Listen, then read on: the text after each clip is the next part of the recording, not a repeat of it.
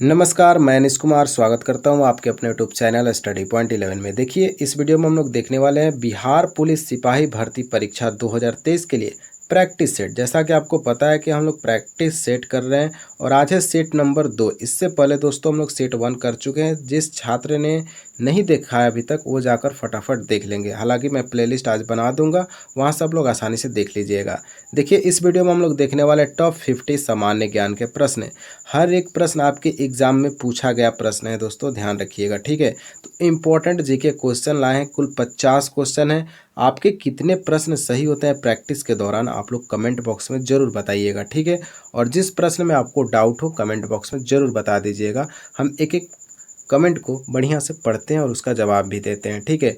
आपको पता है ना कि 21,391 पद, बहुत बड़ी बहाली आई हुई है बिहार पुलिस का। तो इस बार मौका नहीं गंवाना है, ठीक है। आपको एक सीट अपने लिए सुरक्षित कर लेना है। तो चलिए शुरुआत किया जाए पहले प्रश्न से। नए हैं चैनल पे तो चैनल को सब्सक्राइब कर लीजिएगा, बेल आइकन जरूर दबा लीजिएगा और वीडियो के डिस्क्रिप्शन में आपको टेलीग्राम चैनल का लिंक मिल जाएगा, वहाँ से आप PDF डाउनलोड कर सकते हैं, ठीक है। चलिए देखा जाए पहला प्रश्न क्या है। पहला प्रश्न आपके सामने आ गया है।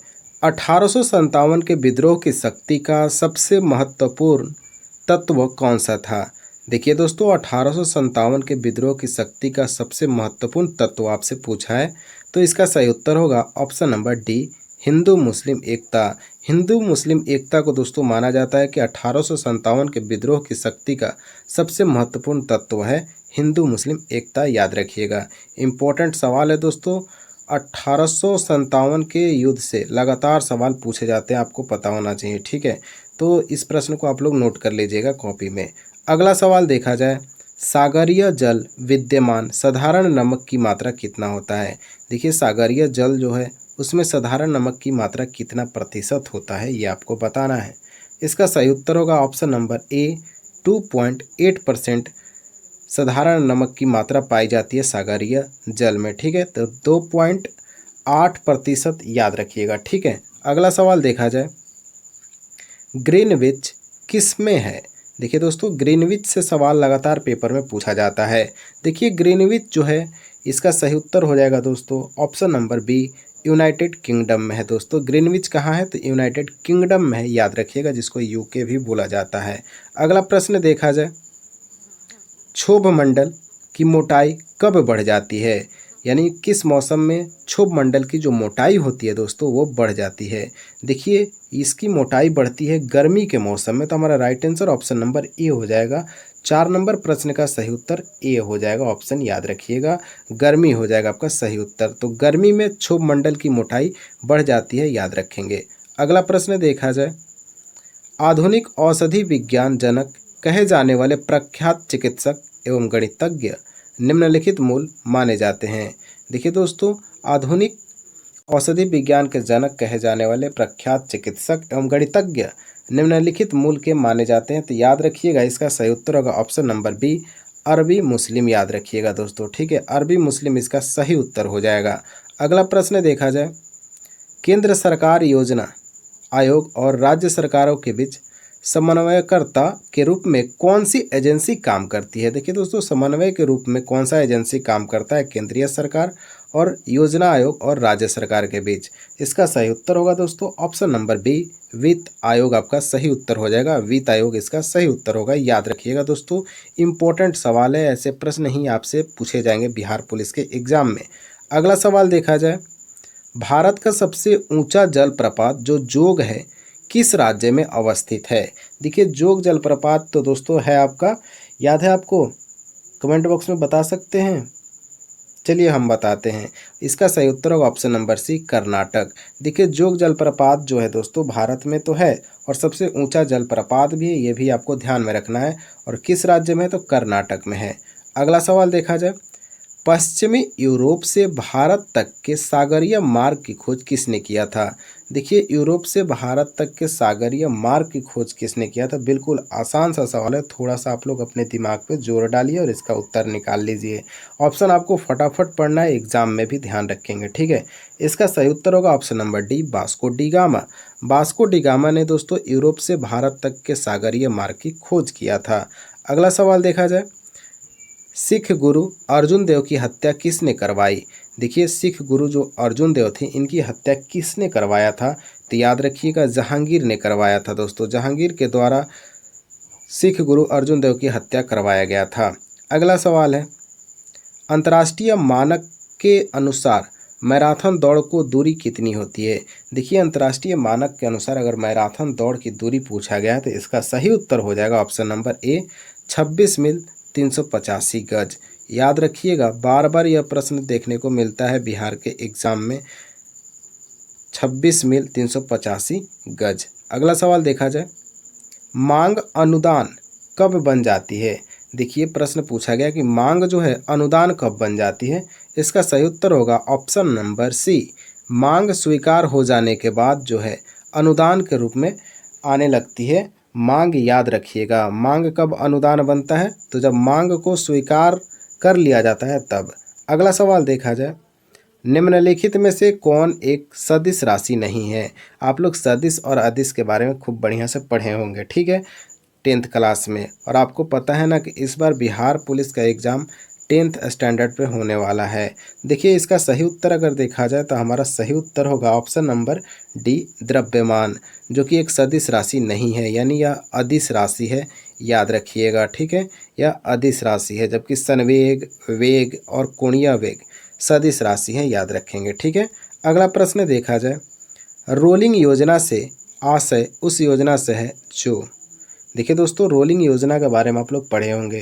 देखिए इसका सही उत्तर होगा ऑप्शन नंबर ए, अपने लक्ष्य हर वर्ष नहीं बदलते, इसी को रोलिंग योजना का आशय बोला जाता है। अपने लक्ष्य हर वर्ष नहीं बदलती है। अगला सवाल देखा जाए, MKS प्रणाली जो होता है में बल का मात्रक क्या होता है? MKS प्रणाली में बल का मात्रक क्या है? आप लोग फिजिक्स जरूर पढ़े होंगे 10th क्लास में, और ये पहले चैप्टर का प्रश्न है दोस्तों। पहले चैप्टर का अगर आप पढ़ेंगे 10th का फिजिक्स का तो उसमें यह मिल जाएगा, आपको पहले पेज पर ही मिल जाएगा। इसका सही उत्तर होगा दोस्तों ऑप्शन नंबर बी, न्यूटन। अगला प्रश्न देख लिया जाए, जीन का आकार कैसा होता है? देखिए थोड़ा सा टाइपिंग मिस्टेक है, यहाँ होना चाहिए सर्पाकार, और यही आपका सही उत्तर भी है। सर्पाकार आकार होता है जीन का, याद रखेंगे कैसा, सर्पाकार। अगला प्रश्न देखा जाए, 1857 ईस्वी के विद्रोह में झांसी की रानी लक्ष्मीबाई ने किसके सहयोग से ग्वालियर में विद्रोह किया था? देखिए 1857 से आज दूसरा प्रश्न निकल कर आया, और ऐसे ही प्रश्न हमको तो लगता है कभी कभी एग्जाम में भी 2-2 प्रश्न 3-3 प्रश्न एक ही टॉपिक से पूछ लिए जाते हैं। तो याद रखिएगा 1857 मोस्ट इम्पोर्टेंट है आपके पेपर के लिए। तो 1857 ईस्वी के विद्रोह में झांसी की रानी लक्ष्मीबाई ने किसके सहयोग से ग्वालियर में विद्रोह किया था? तो इनका सहयोग दिया था तात्या टोपे ने। हमारा राइट आंसर होगा option number A, Tatya Tope के सहयोग से रानी लक्ष्मीबाई ने ग्वालियर में विद्रोह किया था 1857 में। अगला प्रश्न देखा जाए, पलासी का युद्ध कब हुआ था? बिल्कुल आसान सा सवाल और बार बार यह रिपीट होने वाला प्रश्न है। याद रखिएगा 1757 ईस्वी में पलासी का युद्ध हुआ। और नीचे जो वो सब्सक्राइब का बटन है ना, उसको हिट करो। कहानी खत्म, देखो मत, जल्दी से करो सब्सक्राइब। निम्नलिखित में से कौन सी रेखा विषुवत रेखा के समानांतर है? देखिए प्रश्न है कि कौन सा रेखा जो है विषुवत रेखा के समानांतर है? इसका सही उत्तर हो जाएगा ऑप्शन नंबर ए, अक्षांश रेखा। याद रखिएगा अक्षांश रेखा जो है विषुवत रेखा के समानांतर होती है। अगला प्रश्न देखा जाए, राष्ट्रपति किस विधेयक को अपने पास कितने दिनों तक रख सकता है? यानी दोस्तों किसी भी विधेयक को राष्ट्रपति जो है अपने पास कितना दिनों तक रख सकता है अधिकतम? इसका सही उत्तर दोस्तों हो जाएगा ऑप्शन नंबर डी, कोई निश्चित नहीं है। याद रखिएगा कोई निश्चित नहीं है। अगला सवाल देखा जाए, निम्नलिखित में से कौन प्रत्यक्ष कर का उदाहरण नहीं है?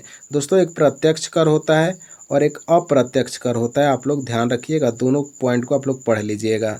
देखिए प्रश्न पूछा गया कि प्रत्यक्ष कर का उदाहरण नहीं है, इसका सही उत्तर होगा दोस्तों ऑप्शन नंबर डी, विक्रय कर। विक्रय कर जो है दोस्तों प्रत्यक्ष कर का उदाहरण नहीं है। अब फटाफट आप लोग जीएसटी कैसा कर है कमेंट बॉक्स में बताइएगा।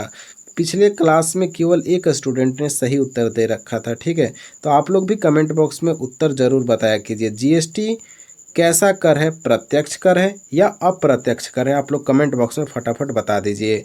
और ध्यान रखिएगा, वीडियो के अंत में आपसे 2 प्रश्न पूछे जाएंगे। देखते हैं 2 प्रश्न का उत्तर कौन कौन सही सही दे पाते हैं, जो कि पिछले वीडियो यानी सेट नंबर 1 से प्रश्न लिए गए हैं। ठीक है, तो आशा करते हैं सारे बच्चे सही उत्तर देने वाले हैं। ठीक है, तो इसका उत्तर हो जाएगा विक्रेकर, याद रखिएगा। अगला सवाल देखा जाए, निम्नलिखित घटनाओं का सही कालानुक्रम बताइए।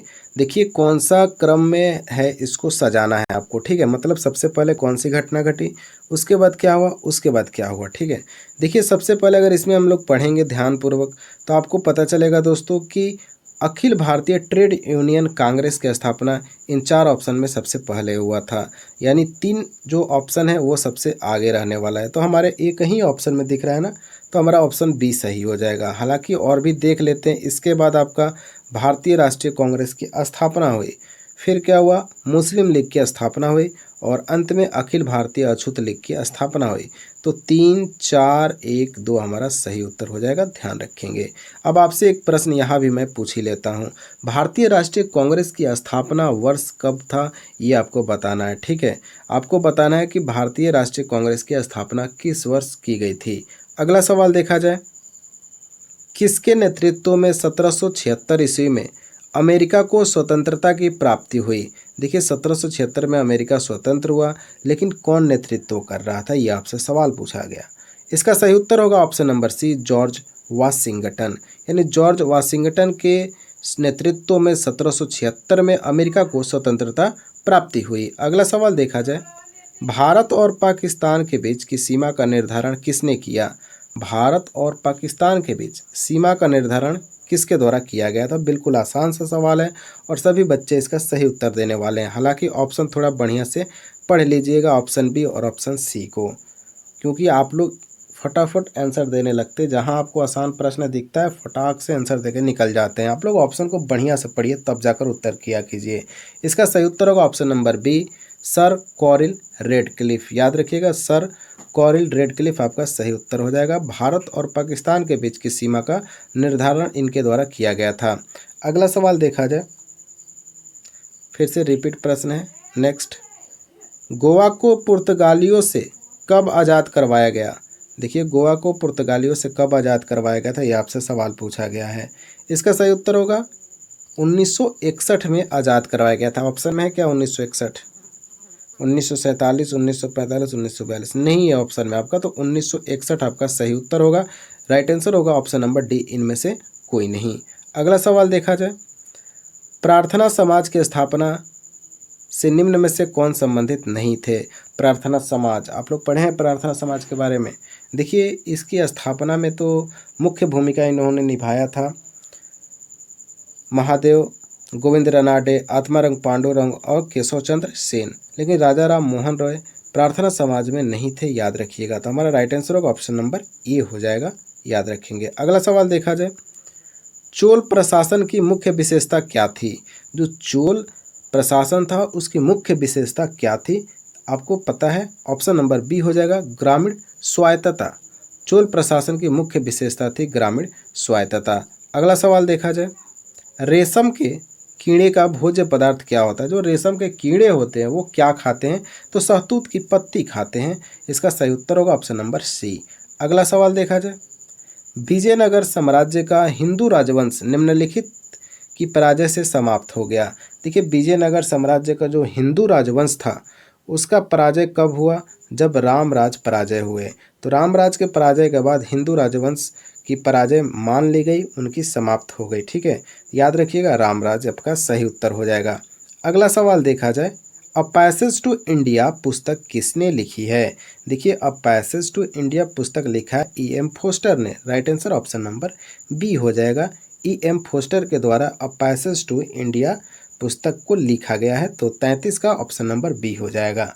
अगले प्रश्न की तरफ चला जाए, स्वतंत्रता प्राप्ति के पश्चात भारतीय राष्ट्रीय कांग्रेस का पहली बार विभाजन कब हुआ। देखिए आज़ादी मिलने के बाद भारतीय राष्ट्रीय कांग्रेस का पहला बार विभाजन किस वर्ष हुआ था, तो हमारा सही उत्तर होगा 1969 में। याद रखिएगा 1969 ईस्वी में कांग्रेस स्वतंत्रता के बाद पहली बार विभाजन हुआ था 1969 ईस्वी में। अगला सवाल देखा जाए, ट्रांसफार्मर का प्रयोग किया जाता है। इम्पोर्टेंट सवाल है, बार बार पेपर में पूछा जाता है। ट्रांसफार्मर का प्रयोग किया जाता है।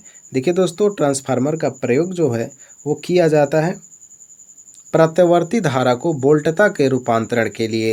यानी जो प्रत्यावर्ती धारा होता है दोस्तों, उसको वोल्टता के रूपांतरण के लिए ट्रांसफार्मर का प्रयोग किया जाता है। अगला सवाल देखा जाए, चीनी यात्री फाहियान किसके शासनकाल में भारत आया। देखिए, जो चीनी यात्री फाहियान है वो किसके शासनकाल में भारत आया।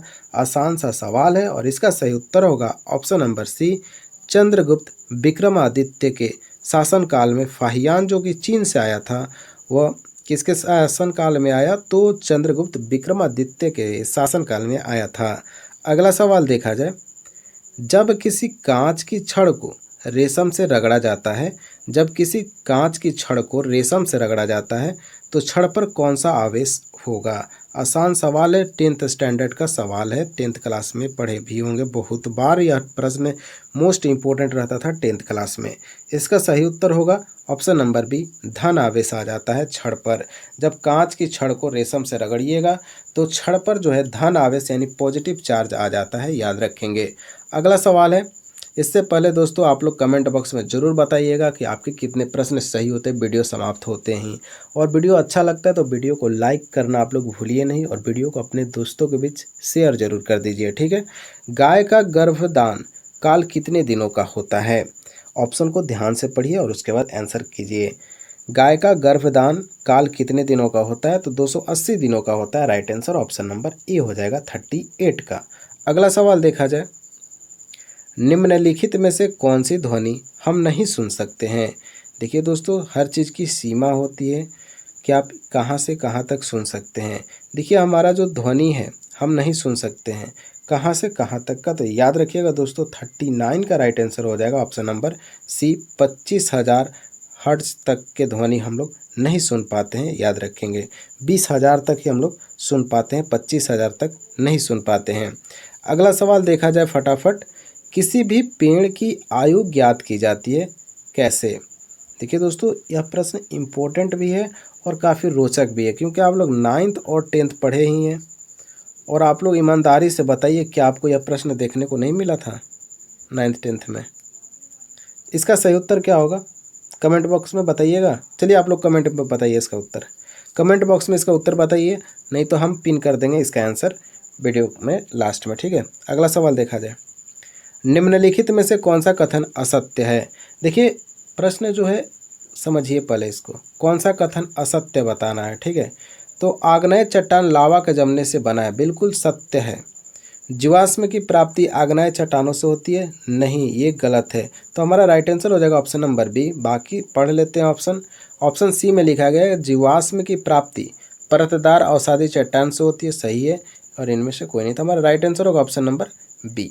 अगला सवाल देखा जाए, गंदे जल में जमे हुए मच्छरों को नष्ट करने के लिए केरोसिन तेल का उपयोग किया जाता है, ऐसा क्यों किया जाता है। आप लोग भी अपने मोहल्ला में करते होंगे, नाली में अगर मच्छर हो जाता है तो देखे होंगे केरोसिन तेल डाला जाता है, या खुद भी आप लोग डाले होंगे। ऐसा क्यों किया जाता है। देखिए, इसका सही उत्तर हो जाएगा ऑप्शन नंबर ए। यह जल के पृष्ठीय तनाव को क्या करता है, कम कर देता है। यह जल के पृष्ठीय तनाव को जो केरोसिन होता है कम कर देता है, और इसलिए मच्छर नष्ट हो जाते हैं। ध्यान रखिएगा, प्रश्न इंपॉर्टेंट है। अगला प्रश्न देखा जाए, बौद्ध धर्म को ग्रहण करने वाली प्रथम महिला कौन थी। देखिए, जो बौद्ध धर्म है उसको ग्रहण करने वाली प्रथम महिला गौतमी थी। ऑप्शन नंबर बी आपका सही उत्तर हो जाएगा। गौतमी जो है बौद्ध धर्म को ग्रहण करने वाली प्रथम महिला है, ठीक। अगला प्रश्न देखा जाए, कैबिनेट मिशन भारत भेजा गया था, क्यों भेजा गया था। कैबिनेट मिशन के बारे में आपको पता होना चाहिए। तो इसका उत्तर हो जाएगा सही उत्तर ऑप्शन नंबर बी, सत्ता के हस्तांतरण के लिए संवैधानिक व्यवस्था तैयार करने के लिए कैबिनेट मिशन भारत भेजा गया था। अगला सवाल देखा जाए, भारत में स्थानीय स्वशासन की स्थापना में निम्नलिखित में से किसने गहरी रुचि ली थी। देखिए, भारत में स्थानीय स्वशासन के स्थापना में निम्नलिखित में से किसने गहरी रुचि ली थी, तो इसका सही उत्तर हो जाएगा option number B, Lord Ripon.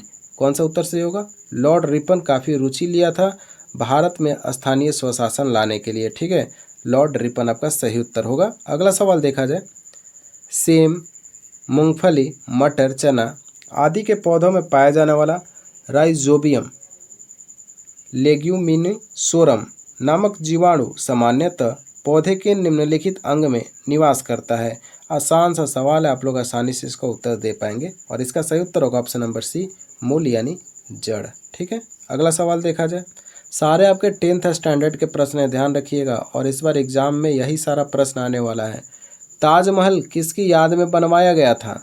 देखिए, जो ताजमहल है वह बनवाया गया था मुमताज की याद में। ठीक है, तो मुमताज महल आपका सही उत्तर हो जाएगा। ठीक है, अगला सवाल देखा जाए, लीफ ब्लाइट नामक रोग अधिकतर निम्नलिखित में पाया जाता है। यानी लीफ ब्लाइट जो बीमारी है वह किस में पाया जाता है? इसका सही उत्तर होगा ऑप्शन नंबर डी, सरबती गेहूं जो है, सरबती नाम का गेहूं जो है, इसमें लीफ ब्लाइट नामक रोग अधिकतर पाया जाता है, याद रखिएगा। अगला सवाल देखा जाए, आज का हमारा सेकंड लास्ट सवाल है, पंचायती राज का सबसे छोटा अंग क्या है? पंचायती राज का सबसे छोटा अंग क्या है? तो इसका सही उत्तर होगा ऑप्शन नंबर डी, ग्राम पंचायत। तो पंचायती राज का सबसे छोटा अंग हो जाएगा ग्राम पंचायत। अगला सवाल देखा जाए, ये रहा हमारा आज का अंतिम सवाल। इसके बाद आपको 2 प्रश्न मिलेंगे टेस्ट के लिए। ठीक है, देखते हैं उन 2 प्रश्न का आंसर कौन कौन देते हैं। प्रश्न है कि निम्नलिखित में से किस कार्य में क्लोरीन का उपयोग नहीं होता है? क्लोरीन का इस्तेमाल किस कार्य में नहीं होता है, आपको बताना है। चलिए ऑप्शन को एक बार बढ़िया से पढ़ते हैं।